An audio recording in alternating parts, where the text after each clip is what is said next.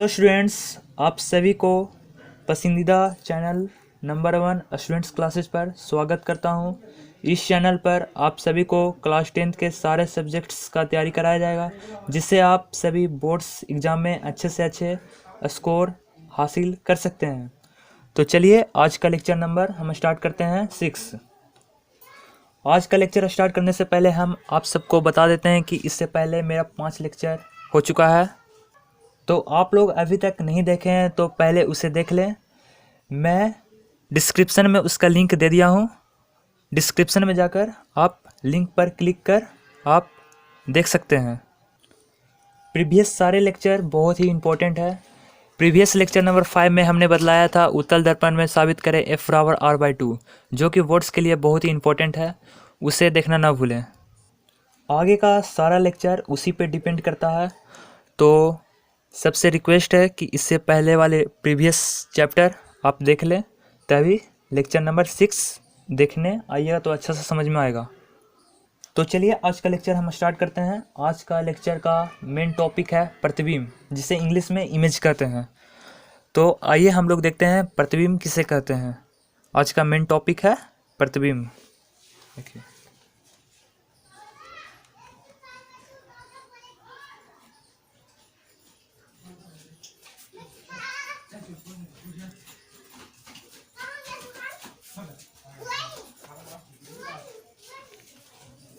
ये आज का इम्पोर्टेंट टॉपिक है। तो सबसे पहले हम इसका डिफिनेशन जानते हैं। प्रतिबिंब किसे कहते हैं। आप सभी प्रतिबिंब से परिचित होंगे ही। आपने अपना शैडो मिरर पे देखा ही होगा, उसे ही प्रतिबिंब कहते हैं। तो चलिए हम विज्ञान का भाषा में जानते हैं प्रतिबिंब किसे कहते हैं। तो विज्ञान का भाषा में प्रतिबिंब का डिफिनेशन लिखने जा रहे हैं। देखिएगा, आज का क्वेश्चन नंबर 37 होगा। इससे पहले हमने 36 तक क्वेश्चन करा चुका हूँ।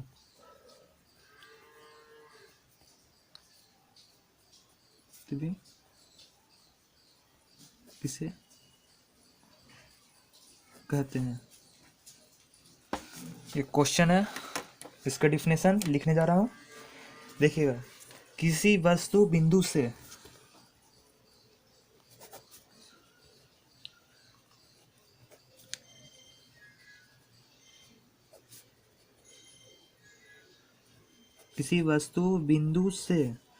आने वाली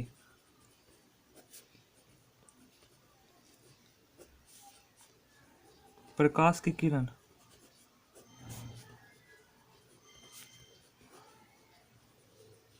किरणें दर्पण के परावर्तन अथवा लेंस से अपवर्तन के बाद जिस बिंदु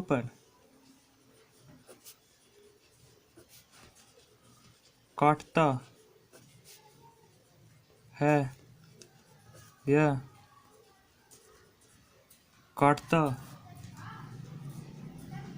हुआ मालूम होता है, प्रतिबिंब कहलाता है।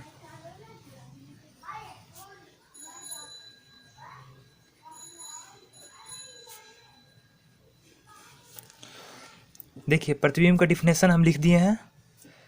जब किसी वस्तु बिंदु से आने वाली प्रकाश की किरणें दर्पण के परावर्तन अथवा लेंस से अपवर्तन के बाद जिस बिंदु पर काटता है या काटता हुआ मालूम होता है, प्रतिबिंब कहलाता है।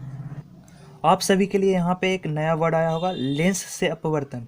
लेंस से अपवर्तन ये टॉपिक लेसन नंबर 2 का है। उसमें लेंस के बारे में पढ़ना है। लेसन नंबर 2 में हम लोग जानेंगे अपवर्तन का नियम। लेसन नंबर 1 में प्रकाश के परावर्तन का नियम है, जो कि हम लोग जानेंगे या जान चुके हैं। प्रकाश का परावर्तन किसे कहते हैं, इसे प्रीवियस लेक्चर में हमने बता चुका हूँ प्रकाश का परावर्तन। इसलिए हम आप सभी को कह रहे हैं मेरा प्रीवियस लेक्चर देख लें, तभी आगे का लेक्चर समझ में आएगा।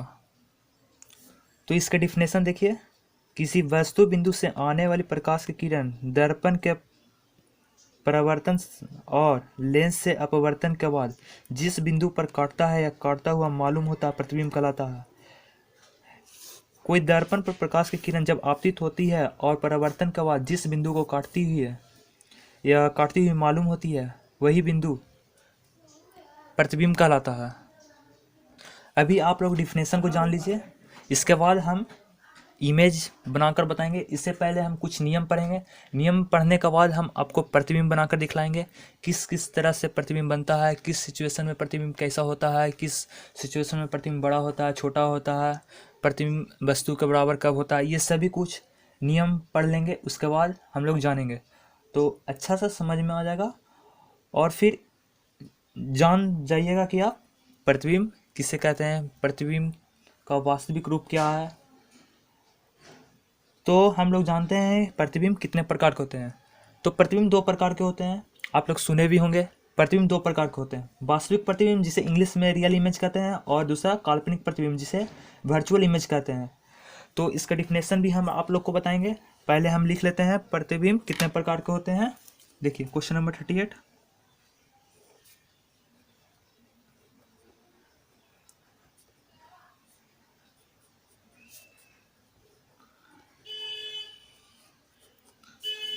कितने तरह का होता है।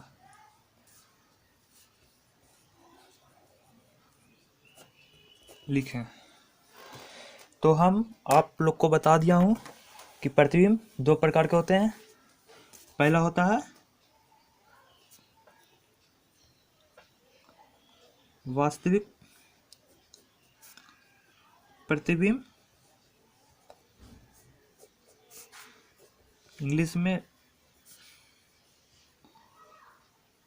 रियल इमेज कहते हैं। एंड सेकंड आभासी। आभासी इसका दूसरा नाम हो गया काल्पनिक का।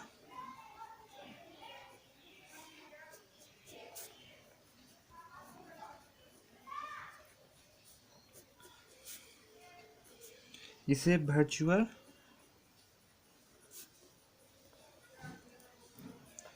इमेज कहते हैं।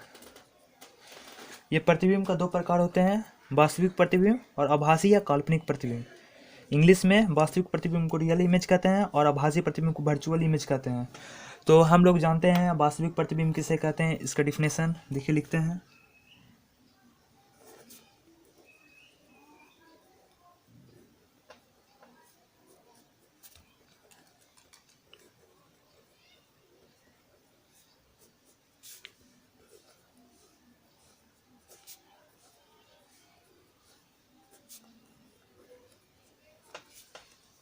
जानते हैं वास्तविक प्रतिबिंब किसे कहते हैं।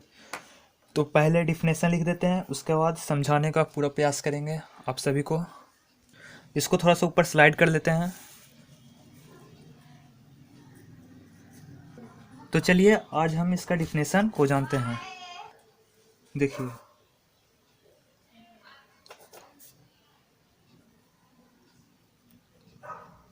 वैसा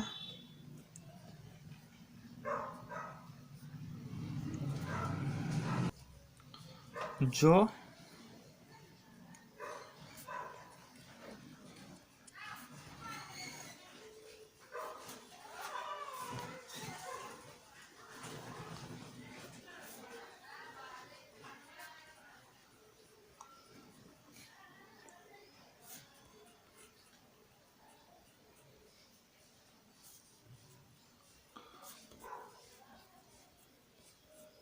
किरणों के वास्तविक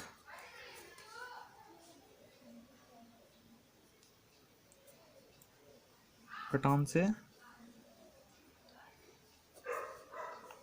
बनती है।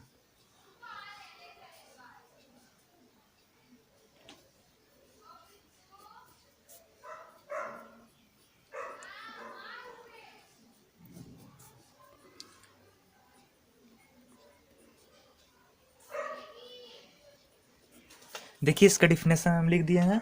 वैसा प्रतिबिंब जो जो परावर्तित अथवा अपवर्तित किरणों के वास्तविक कटान से बनती है, वास्तविक प्रतिबिंब कहलाता है। तो यहाँ पे आप लोग को एक नया वर्ड आया होगा, अपवर्तित किरण। अपवर्तित किरण हमें चैप्टर नंबर 2 प्रकाश का अपवर्तन में पढ़ना है, और चैप्टर नंबर 1 में हम लोग पढ़ चुके हैं परावर्तित किरण किससे कहते हैं। तो आप लोग को समझा देना चाहता हूँ कि चैप्टर नंबर 2 में लेंस में जब प्रतिबिंब बनती है तो अपवर्तित किरण के कटानों से बनती है। यहाँ पे मिरर हम पढ़ रहे हैं, तो मिरर में प्रतिबिंब बनेगा हमेशा परावर्तित किरण के कटान से, और जो कटान होगा सो वास्तविक कटान होगा, जो आपको वास्तविक बना हुआ रहेगा, वर्चुअल नहीं होगा, उसको मानना नहीं होगा। तो चलिए अब हम जानते हैं काल्पनिक प्रतिबिंब किसे कहते हैं। काल्पनिक प्रतिबिंब का हम डिफिनेशन लिखने जा रहे हैं। देखिए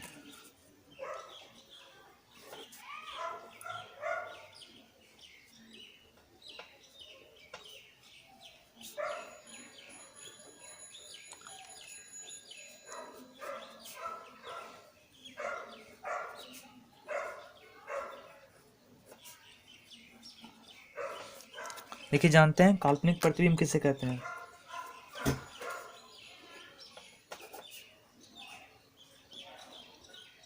वैसा प्रतिबिंब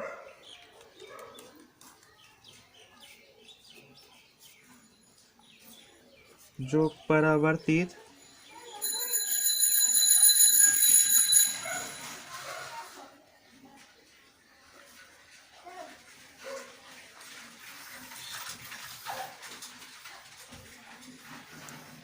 वर्तित किरणों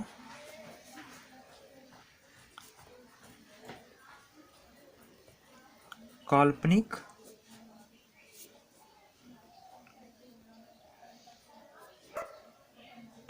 कटान से बनता है।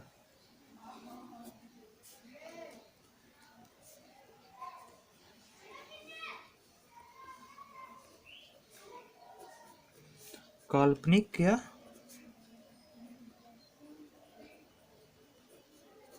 आभासी प्रतिबिंब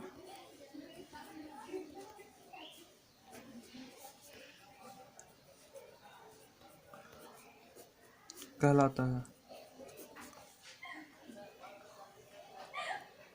देखिए स्टूडेंट्स, यहाँ पे हम इसका डिफिनेशन लिख दिए हैं। अब हम आप लोग समझा देते हैं। वैसा प्रतिबिंब जो परावर्तित और अपवर्तित किरणों के काल्पनिक कटान से बनता है, काल्पनिक या आभासी प्रतिबिंब कहलाता है। ये आपतित किरण आपको चैप्टर नंबर 2 में पढ़ना है, जो कि हम चैप्टर नंबर 2 में आप सभी को स्पष्ट से समझाएंगे। और फिर यहाँ पे देखिए, वैसा प्रतिबिंब जो परावर्तित और अपवर्तित किरणों के काल्पनिक कटान से बनता है, काल्पनिक या आभासी प्रतिबिंब कहलाता है। दर्पण में आपको परावर्तित कटान से बनेगा, किरणों के कटान से बनेगा, और लेंस में आपको अपवर्तित किरणों के कटान से बनेगा, जो कि आपका ये जो कटान रहेगा सो काल्पनिक रहेगा, आपको सपोज किया हुआ रहेगा, माना हुआ रहेगा। तो आप लोग वहाँ पे अच्छा से समझिएगा। यहाँ पे आप लोग डिफिनेशन साथ साथ लिखते जाइए, नोट्स बनाते जाइए। नोट्स ही आपको भविष्य में काम देगा। ठीक है दोस्तों, आप नोट्स ज़रूर बनाएं, नोट्स, और मेरे चैनल को लाइक एंड सब्सक्राइब कीजिए। तो चलिए स्टूडेंट्स, अगला क्वेश्चन नंबर 41 जानते हैं, जो कि क्वेश्चन होगा, समतल दर्पण में प्रतिबिंब के निर्माण के लिए एक स्पष्ट किरण आरेख खींचें। एक किरण को आरेख चित्र के द्वारा समझाकर हम आप लोग को समझाते हैं। समतल दर्पण में प्रतिबिंब का जो कंडीशन रहता है सो कैसा रहता है, आप लोग इस डायग्राम को देखने के बाद समझ जाइएगा समतल दर्पण में प्रतिबिंब का निर्माण कैसे होता है। तो हम देखिए पेज को चेंज करने जा रहे हैं, स्लाइड करने जा रहे हैं। इसके बाद हम बदलाएंगे क्वेश्चन समतल दर्पण में डायग्राम बनाकर। तो यहाँ पे देखिए हम पेज को स्लाइड कर दिए हैं, और अगला क्वेश्चन नंबर 41 है, समतल दर्पण में प्रतिबिंब के निर्माण के लिए एक डायग्राम खींचें। देखिए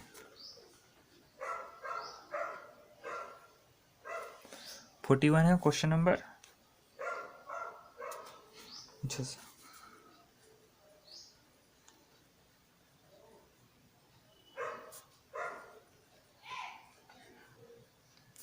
समतल दर्पण में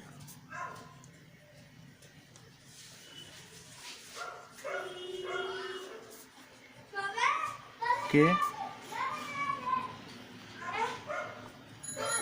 निर्माण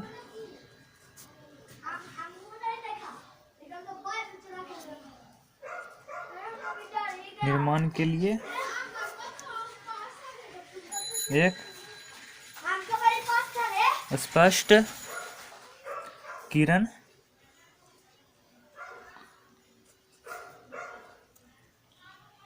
और एक खींचे। तो देखिए, हम एक सबसे पहले सुंदर डायग्राम बनाते हैं और डायग्राम से आप लोग को प्रकाश के परावर्तन के नियम को लागू कर कर समतल दर्पण में प्रतिबिंब निर्माण को समझाएंगे। तो सब स्टूडेंट्स, डायग्राम बनाने के लिए सबसे पहले पेन, स्केल, पेंसिल को निकाल लें। तो देखिए, हम डायग्राम बनाने जा रहे हैं।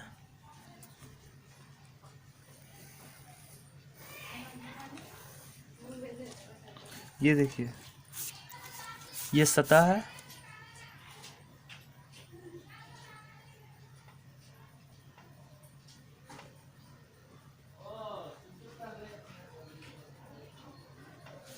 इसे समतल दर्पण का निर्माण करते हैं। देखिए, ये जो सतह, इस सतह को क्या कहते हैं? परावर्तक सतह।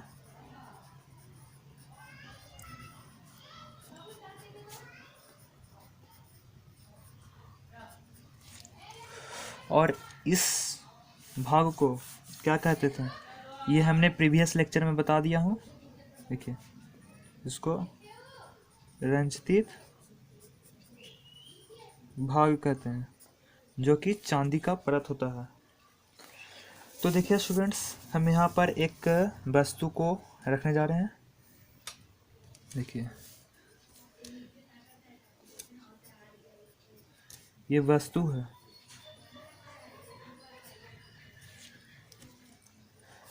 यह वस्तु है। इससे आप लोग को समतल दर्पण का जो कंडीशन होता है वे सभी स्पष्ट दिखने लगेंगे। तो इसके लिए हमारे साथ बने रहना होगा। तो देखिए, यहाँ से प्रकाश किरण जो आपतित होती है, देखिए, प्रकाश की किरण आपतित हुई है, जिसकी दिशा यह है। देखिए, यह एरो इंडिकेट कर रहा है कि प्रकाश किरण किस दिशा में जा रही है। तो हम लोग को तो पता ही होगा, आपतन का जब प्रकाश की किरण आपतित होती है तो परावर्तक सतह से टकराकर वापस लौट जाती है। तो देखिए, यहाँ पर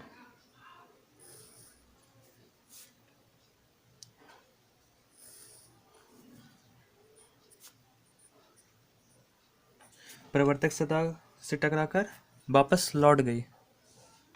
जब ये किरण टकराकर वापस लौट गई तो इसका देखिए, ये जो पीछे इस तरह बनेगा और फिर देखिए, ये प्रतिबिंब जिस बिंदु पर कटी इसी को प्रतिबिंब कहते हैं। देखिए, इसको हम ड्रा कर देते हैं।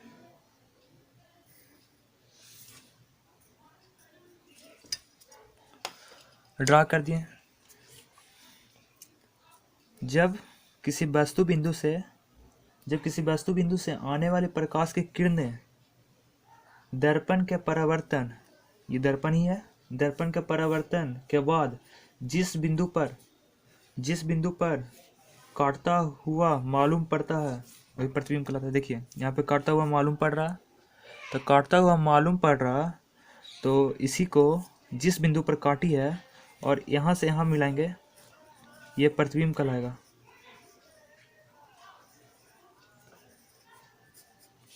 ये प्रतिबिंब हो गया। आप लोग को तो समझ में आ ही गया होगा प्रतिबिंब समतल दर्पण में कैसे निर्माण होता है। आप लोग कभी दर्पण के सामने आप गए होंगे, समतल दर्पण के सामने, जो कि घर में सभी के मौजूद रहते हैं, तो आपका स्पष्ट प्रतिबिंब बनता है उसी के जस्ट सीधा। तो यही कंडीशन यहाँ पर भी अप्लाई होता है। तो स्टूडेंट्स, आज का लेक्चर को हम यहीं पे समाप्त करते हैं।